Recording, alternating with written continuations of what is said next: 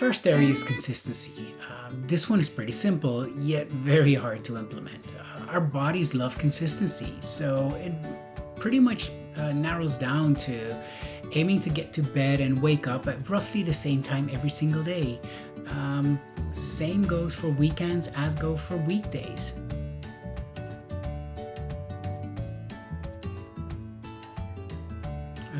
Second part is avoiding blue light. In the evening, dim the lights and avoid blue or green light exposure. One of the biggest inhibitors for sleeplessness is our exposure to screens and bright lights. The blue light absorbed by the eyes inhibits the production of melatonin, and melatonin is one of those essential criterion elements for us to basically be able to fall asleep. So shut those TVs and tablets and phones off early enough in the evening. And if you're still gonna make use and continue some of those bad habits, look into some tech solutions that are out there. You got these blue light blocking glasses. Those are definitely very helpful. They will turn your world more reddish. Or also even putting red lights into your bedroom or living room, as these colors of light, they don't inhibit our melatonin production.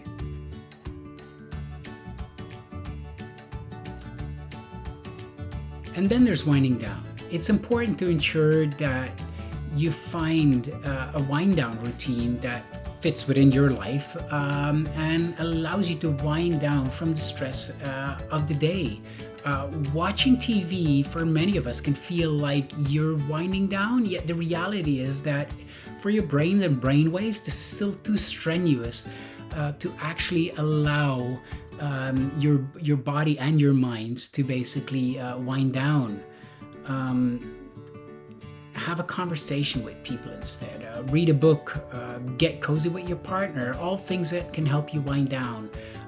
Breathwork, meditation, and yin yoga are all great ways to actually use a physical interaction with the body-mind to trigger the body and the mind into a more calm state and get you ready for bed and sleep.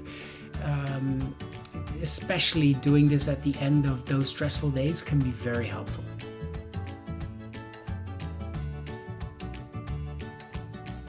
Keeping our bedroom cool is one of those other examples.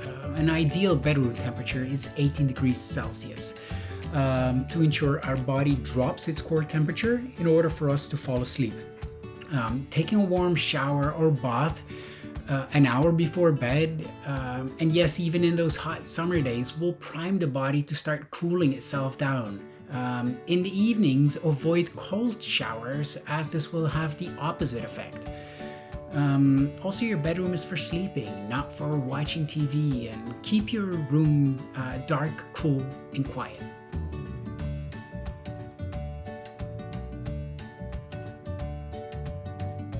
Coffee and tea. So basically, caffeine and theanine both have many health benefits, yet caffeine has a half-life of 6 to 8 hours, which means that when you drink a coffee at noon, at 6 to 8 p.m., 50% of that caffeine is still active in your body. Also, dark chocolate, as healthy as it is, it's best to be avoided in the afternoon or evenings because of its caffeine content. All depends, of course, on your personal caffeine sensitivity.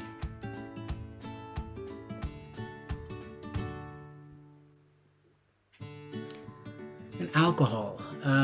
Although I wouldn't expect a serious athlete to be drinking much, it's best to make sure that you finish drinking the occasional glass at least 4 hours before you go to bed, in order to ensure that the alcohol is metabolized and doesn't interfere with your sleep. Alcohol sedates, so although it makes you feel like you're falling asleep faster, it actually doesn't put you in the right type of sleep in order for you to go through the mental and physical recovery.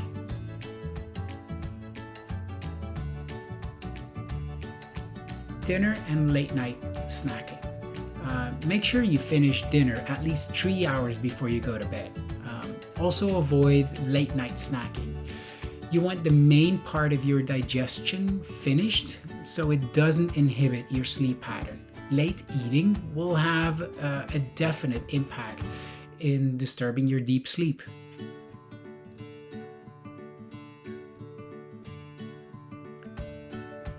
And then there's the whole realm of using nature for assistance and support. First and foremost, avoid sleeping pills, as these only sedate you. They don't put you in the right brainwaves to actually put you in a state of recovery.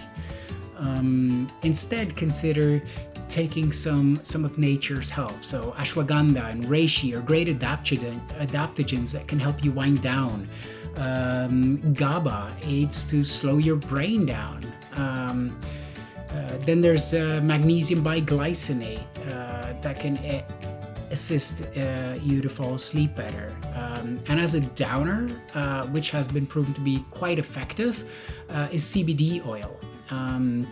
At least I have to make the caveat in those countries where it's legal to use, and ask a professional for advice on how much you should use depending on the various purposes you might be taking it for.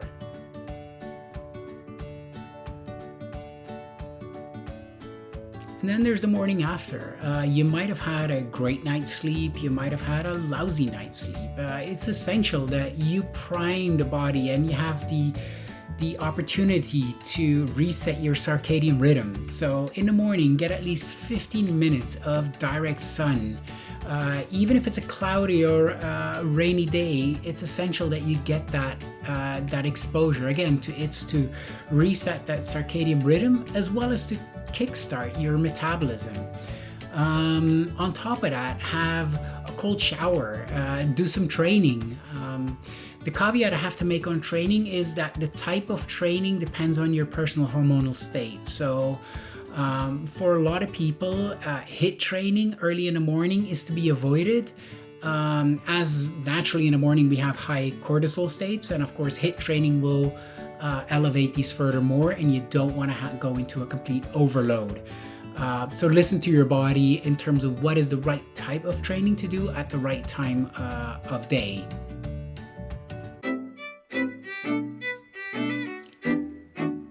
Yeah, so I told you this was a holistic approach in order for us to be able to fall asleep. If we were to look at sleep as an equation or a bunch of prerequisites that need to be fulfilled, they would be as following. So basically, cortisol has to be low in the evening, and we should be feeling relaxed.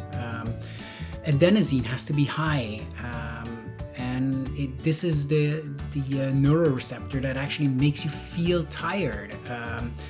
The only way to feel adenosine is actually making sure that it's not blocked by caffeine. Your body might be tired. If it's blocked, you don't feel tired. Your core temperature has to drop with roughly 1 degree centigrade, so hence the cool bedroom. And then melatonin has to be high. So we have to make sure that we don't get late night exposure to blue light. So sleep were an equation, then all the earlier mentioned tips are there to support one or more of the above prerequisites to sleep.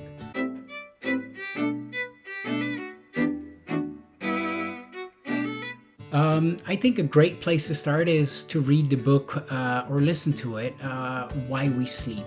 And this is a book by Dr. Matthew Walker. It's a great place to start if you want to understand sleep and its overall importance on our holistic health.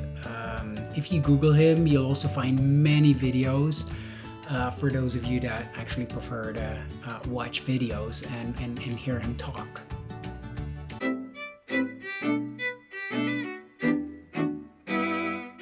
Sleep trackers. First, you have to understand that sleep tracker wearables are algorithms that are using mostly motion to predict your sleep states and your volume. So they don't actually measure your brain waves.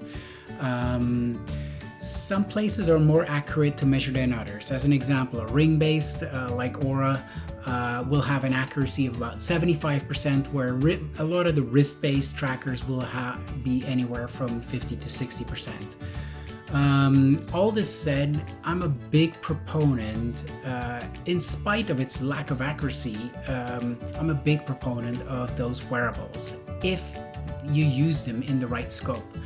So don't focus on the absolute numbers that you get out of the sleep patterns, the hours of sleep, deep sleep and REM sleep and things like that.